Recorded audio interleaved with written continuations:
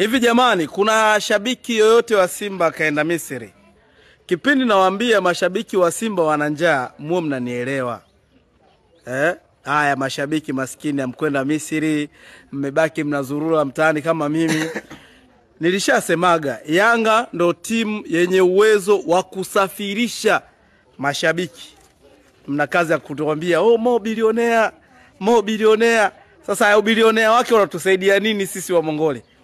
Ameshindwa hata kuchukua ndege.